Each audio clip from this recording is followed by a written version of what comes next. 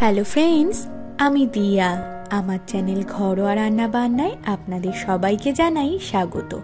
আজ আমি আপনাদের সঙ্গে নিরামিষ পাঁপড়ের ডালনার রেসিপিটি শেয়ার করছি। আপনারা নিরামিষ দিনে কিন্তু এটি বানিয়ে খেতে পারেন। পুরো ভিডিওটি দেখুন। ভিডিও ভালো লাগলে অবশ্যই করে একটা লাইক করে দেবেন, শেয়ার করে দেবেন, আর প্লিজ আমার চ্যানেলটিকে সাবস্ক্রাইব করে দেওয়ার অনুরোধ রইল। প্রথমে আমি একটা মশলা বেটে নেব। তার জন্য এখানে একটা মিক্সির ছোট জার নিয়ে নিয়েছি। এর মধ্যে আমি দিয়ে দিচ্ছি একটা ছোট সাইজের টমেটো টুকরো করে কাটা, দিয়ে দিচ্ছি 4টে কাঁচা লঙ্কা এবং দিয়ে দিচ্ছি আদা। 1 ইঞ্চির মতো একটা আদাকে আমি টুকরো করে নিয়েছি। এবার মিক্সির জারের ঢাকনাটা বন্ধ করে এটাকে বেটে নিচ্ছি। মিক্সিতে বেটে নিলাম, দেখুন বাটা হয়ে গিয়েছে। গ্যাস অন করে আমি কড়াই বসিয়ে দিয়েছি। এর মধ্যে আমি দিয়ে দেব সর্ষের তেল। একটু বেশি পরিমাণেই দিচ্ছি, কারণ এই তেলেই কিন্তু আমাদের পাঁপড়টাকে ভাজতে হবে। তেলটাকে গরম করে নেব। তেলটা গরম হয়ে গিয়েছে। এবারে আমি একটা পাঁপড় নিয়ে এইভাবে ভাঁজ করে টুকরো করে নিচ্ছি। 2 ভাগ করলাম, আবারও ভাঁজ করে 4 ভাগ করলাম। আজকে আমি এটা প্লেন পাঁপড় দিয়ে করছি, আপনারা চাইলে কিন্তু মশলা পাঁপড়েও করতে পারেন। দেখলেন কত সহজে 4 ভাগ হয়ে গেল। এবারে আমি পাঁপড়গুলো দিয়ে দিচ্ছি।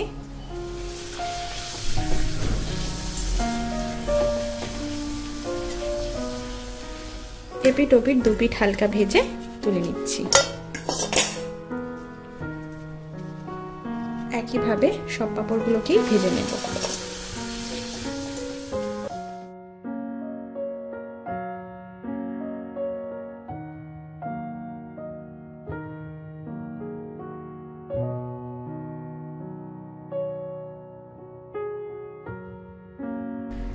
সব পাঁপড়গুলোকে আমি ভেজে তুলে নিলাম। কড়াইতে একটু বেশি পরিমাণেই তেল রয়েছে, যেহেতু পাঁপড় ভাজার জন্য একটু বেশি নিয়েছিলাম, তাই অতিরিক্ত তেল আমি একটু তুলে নিচ্ছি। এই পরিমাণ তেলেই কিন্তু আমাদের রান্নাটা হয়ে যাবে। তেলের মধ্যে আমি দিয়ে দিচ্ছি শুকনো লঙ্কা আর দিয়ে দিচ্ছি 1/2 চা চামচ মতো গোটা জিরে। ফোড়নটাকে নাড়াচাড়া করে একটু ভেজে নিচ্ছি। এবারে আমি এর মধ্যে দিয়ে দেব আলু।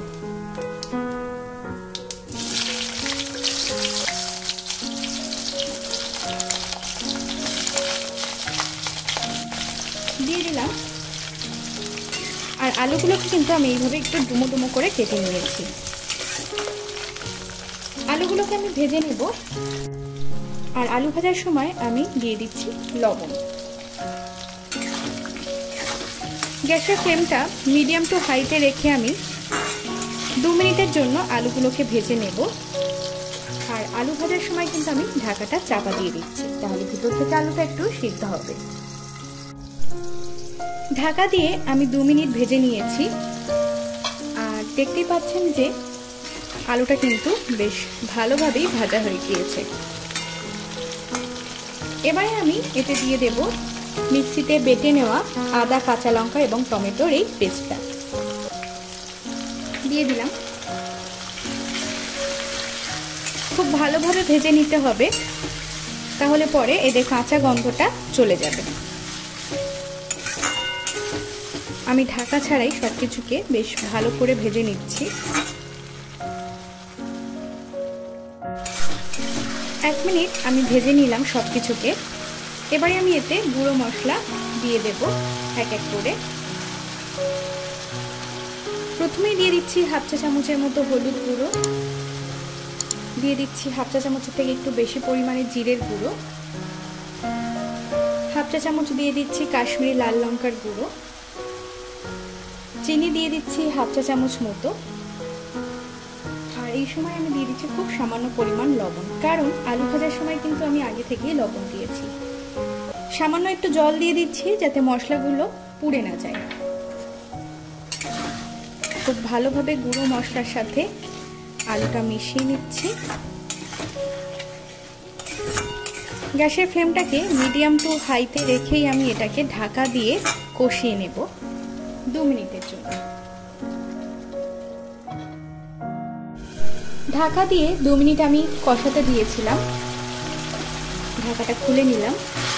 খুব ভালোভাবে সবকিছু কষানো হয়ে গিয়েছে আর আলুটাও কিন্তু সিদ্ধ হয়ে গিয়েছে, এই দেখুন। আর মশলা থেকে কিন্তু তেলটাও ছেড়ে দিয়েছে। এবারে আমি এতে দিয়ে দেব ঝোলের পরিমাণে জল, দিয়ে দিলাম।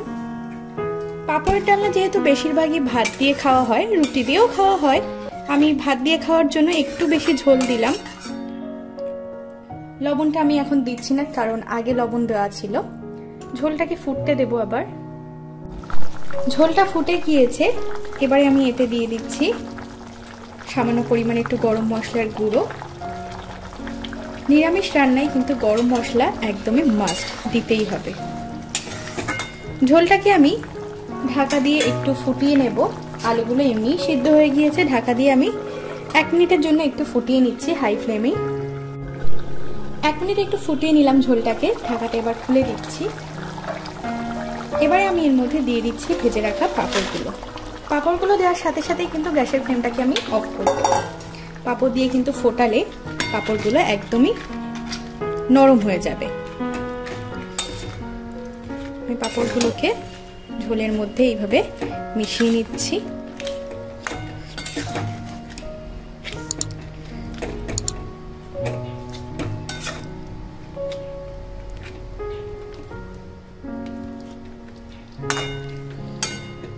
পাঁপড়গুলো এই গরম ভাপেই কিন্তু একদম নরম হয়ে আসবে।